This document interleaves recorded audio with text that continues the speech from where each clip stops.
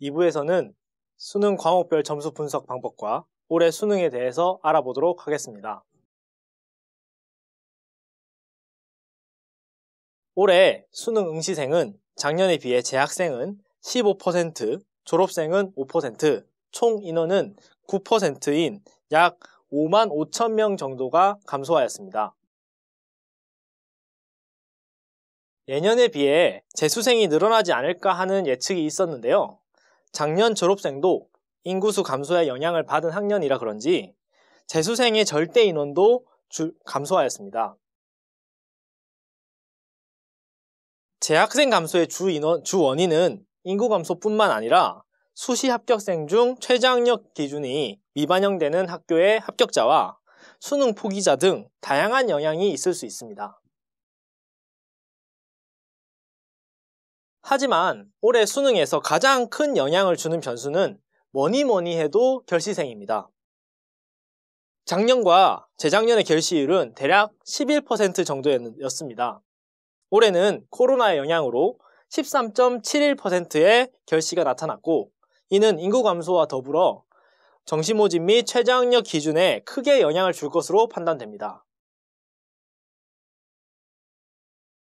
작년 등급당 인원수와 올해 등급당 인원수를 그냥 대략적으로 계산을 해봤습니다.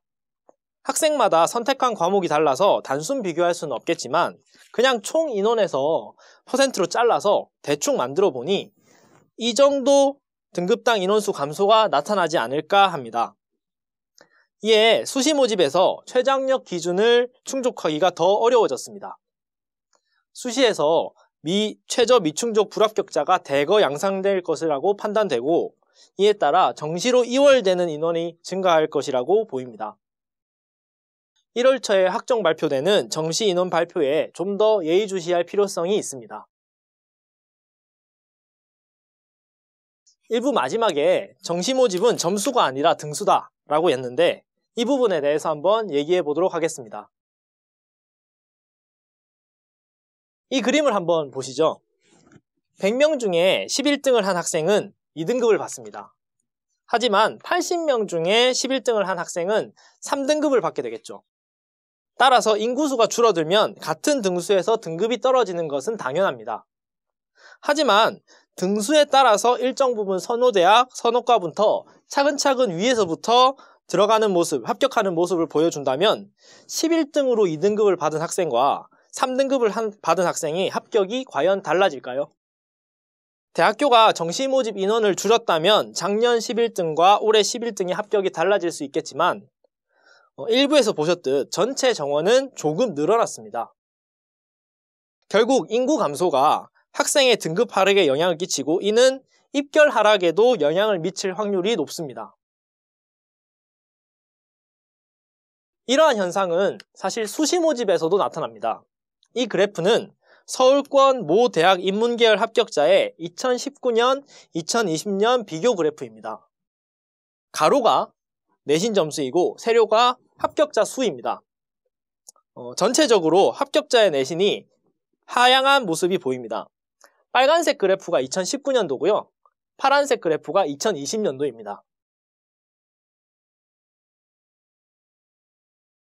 이 그래프는 서울권 모 대학의 자연계열 합격자 비교 그래프입니다. 이 학교도 마찬가지로 2019년에 비해서 2020년도에 합격자 내신 점수가 조금 뒤로 밀린 것이 보입니다. 이러한 경향은 정시 모집에서도 나타납니다. 일선 고등학교에서 사용하는 대교협 3당 프로그램에 있는 합격 사례를 찾아보았습니다. 같은 학교의 경영학과 합격자 중 가장 낮은 점수대의 합격자의 점수를 비교해 보았습니다. 전체 100분위가 5.5점 정도 하락한 것을 볼 수 있습니다. 자연계열인 기계공학과의 경우에도 2019년에 비해서 2020년 합격자의 전체 100분위가 10점 정도 하락한 것을 볼 수 있었습니다. 모든 학교가 이러한 합격자 점수의 하락이 나타날 것으로 예상하지는 않습니다. 하지만 선호대학의 경우에는 특히 그 영향이 크지는 않을 것이라고 생각됩니다. 하지만 한 단계 내려갈 때마다 인구 감소로 인한 점수 하락의 영향은 대학교에 크게 영향을 줄 것이라고 판단됩니다.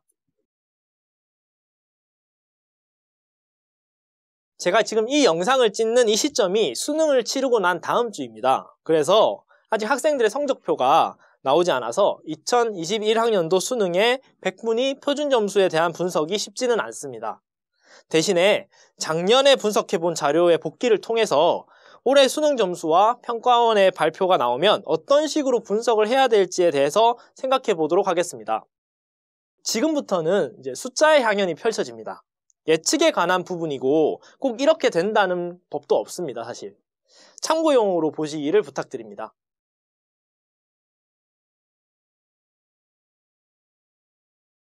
작년 수능 평가원 자료를 표로 만들어 보았습니다. 작년 수능입니다. 국어, 수학, 백분위 등급 표준 점수입니다.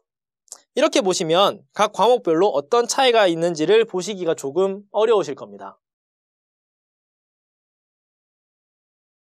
그래서 표준 점수를 기준으로 재구성을 한번 해봤습니다. 작년에 엄청 어려웠던 수학 나형의 표준 점수가 가장 위쪽에 형성되어 있고 수학, 가형, 그 다음에 국어는 상대적으로 표준 점수의 분포가 적게 나타납니다. 이러한 표준 점수 차이가 같은 총점에서라도 어떤 과목을 더 잘 받느냐에 따라서 학교별 점수 차이에 크게 영향을 주게 됩니다. 먼저 작년과 재작년의 국어 1등급 성적을 한번 보도록 하겠습니다. 작년의 국어는 표준 점수 만점이 10점 감소함과 동시에 1등급 극간이 16개에서 9개로 줄어들었습니다. 백분위 100점에 해당되는 학생들도 재작년에는 7개 표준 점수 극간이 있었는데 이것이 2개로 줄어들었습니다. 작년에 국어 영역 상위권은 재작년의 동일 등수에 비해서 백분위는 1점 정도 낮게 산출되었습니다. 표준 점수 극간수의 감소로 인해서 적은 점수의 극간 사이에 압축되어 나타나면서 학령 인구 감소에 의한 영향력은 크지 않았지만 국어의 변별력이 다소 감소했었습니다. 국어 3, 4등급의 경우에서는 대략 여기 7만 3천 등, 그 다음에 11만 5천 등, 그 다음에 16만 6천 등, 그 다음에 19만 8천 등 여기서 점수 변화를 한번 나타내 보았습니다. 등수가 내려가면 내려갈수록 1, 2점 정도의 표준 점수 하락과 3, 4점 정도의 백분위 하락이 나타나는 것을 볼 수 있습니다.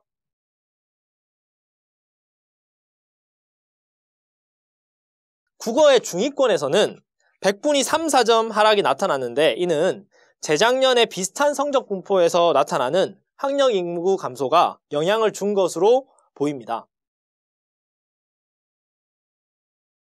올해 수능 국어에 대해서 한번 알아보겠습니다. 일단 원점수로 예측하는 것은 별로 의미가 없다라는 것을 전제로 하고 작년과의 난이도 차이를 추측을 해서 작년 자료를 어떻게 이용할 것인가에 대해서 좀 초점을 맞춰보도록 하겠습니다. 수능 시험 이후의 기사를 한번 보면 전반적으로 작년과 비슷하거나 쉽다는 얘기가 많이 나옵니다. 물론 무조건 믿을 수 있는 것은 아니지만 전년과 비슷한 분포의 표준 점수대가 나올 것으로 예상됩니다. 국어의 킬러 문제로 인해서 1등급 원점수 컷이 88점 정도로 예측되어 작년에 비해서 3점 정도 하락할 것으로 예상됩니다. 따라서 1등급 표준 점수는 2, 3점 정도로 상승될 것으로 예측이 많이 됩니다. 큰 차이를 나타내지는 않을 것으로 보여서 작년 합격자의 국어 점수를 참고하는 것이 유용할 것이라고 생각됩니다.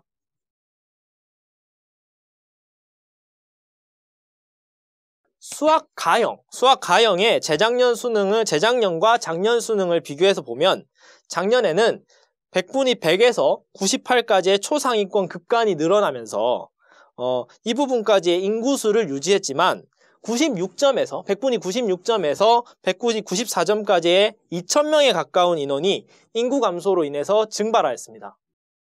그리고 재작년의 표준 점수 128점의 백분위는 98인 반면에 작년에 128점 같은 경우에는 96점의 백분위를 보여주고 있는 것이 특이점이라고 볼 수 있습니다.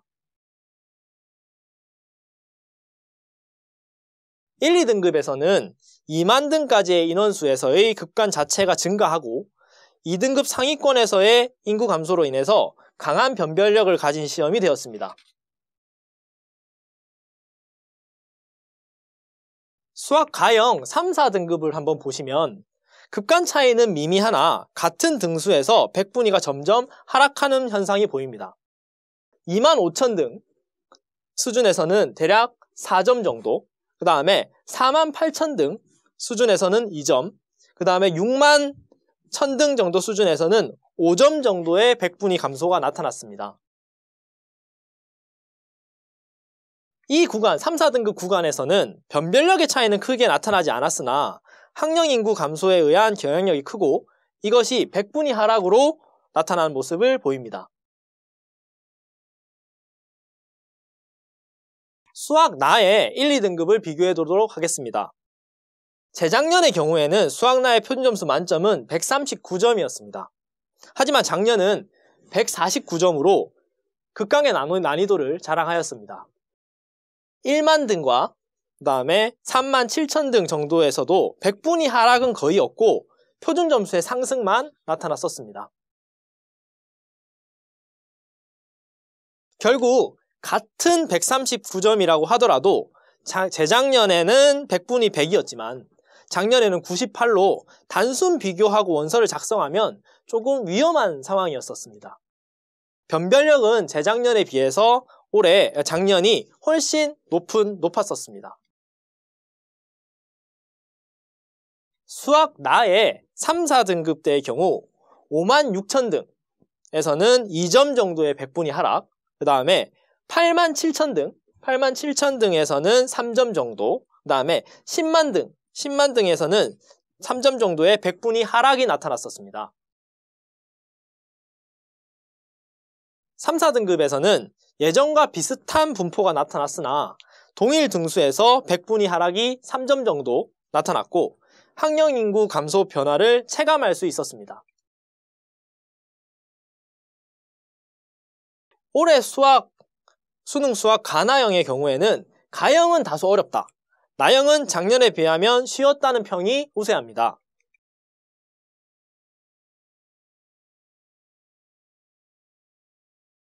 가형의 경우에는 표준점수 만점이 작년에 비해서 3점가량 더 높아지지 않을까 합니다.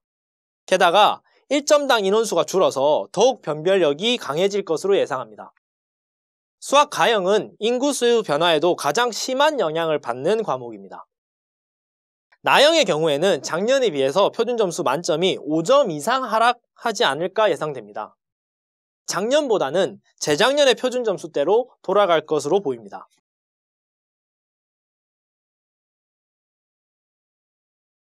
영어 영역입니다. 영어는 작년에 1등급이 7.43%, 2등급이 16.25%, 그 다음에 3등급이 21.88% 정도로 3등급까지의 인원이 재작년에 비해서 급증하였습니다. 그래서 영어 성적이 동일 점수대에 비해서 낮으면 페널티가 좀 심했었습니다. 올해의 경우도 마찬가지로 지난해와 비슷한 정도의 등급당 인원이 나올 것으로 예상됩니다. 아직 정확하진 않지만 1등급 인원수는 작년보다 조금 늘어날 것으로 보입니다. 한 8에서 10% 정도쯤으로요. 가채점 점수가 정확하다면 2등급을 받은 학생들은 원서 작성 시 조금은 주의할 필요성이 있습니다.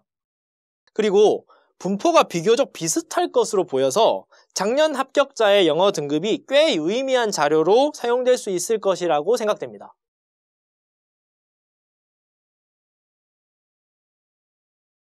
올해 수능을 전반적으로 한번 요약을 해보도록 하겠습니다. 국어, 영어, 수학, 가형의 경우에는 작년 표준점수, 백분위 분포와 유사할 것으로 생각됩니다.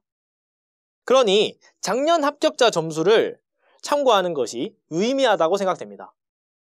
수학 나형의 경우에는 난이도 하락으로 인한 표준점수 만점 감소와 급간 축소가 예상됩니다. 수학 나 표준점수를 반영하는 학교에 지원하는 학생들은 주의가 필요합니다. 그리고 전체적인 인구 감소로 인한 백분위 하락의 영향과 학교별 전형 방법 변화에 대한 확인이 필요합니다. 현재 나와 있는 원점수 기준 지원 점수는 아직 확실하지가 않습니다.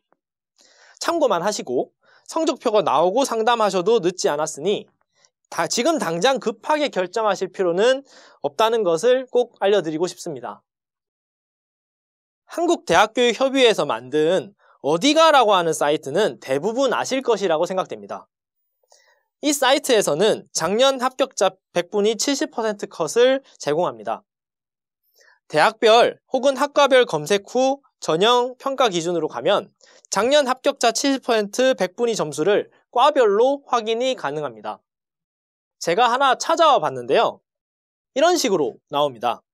여기서 최종 등록자 100분위 70% 컷은 합격자의 국어 점수, 여기 국어라고 있죠. 여기에 나와 있는 70% 점수는 합격자의 70%에 해당되는 그 국어 점수가 아니라,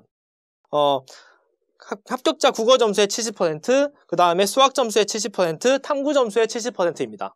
즉, 최종 등록자 70%에 해당되는 점수가 아닙니다만, 간단한 비교를 통해서 대략적인 위치를 파악할 수 있으므로 참고해 보시면 좋을 것이라고 생각됩니다.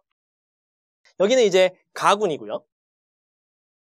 여기는 나군입니다. 그리고 다군까지 찾아보았습니다. 마무리를 하겠습니다. 정시 모집은 모든 대학, 모든 학과에서 무조건이라고 말씀드릴 수는 없지만 인구의 영향을 받고 있습니다. 모든 입시 전형이 마찬가지지만 학생, 학부모님께서는 제한된 정보로 다가가기에는 굉장히 부족한 것이 사실입니다.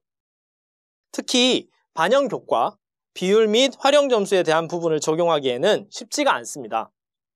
꼭 성적표가 나오고 난 다음에 담임 선생님과 상담을 통해서 결정하시기를 바랍니다. 만약 그것이 여의치가 않으시다면, 졸업생도 있을 수 있으니까요. 여의치가 않으시다면 1600-1615라고 하는 대기업 상담 전화나 아니면 경기도 진학정보센터에서 하는 오프라인 상담을 이용하시면 좀 더 좋은 결과를 얻으실 것이라고 생각합니다. 그동안 준비하신다고 고생이 많으셨습니다. 모쪼록 좋은 결과 있기를 바랍니다.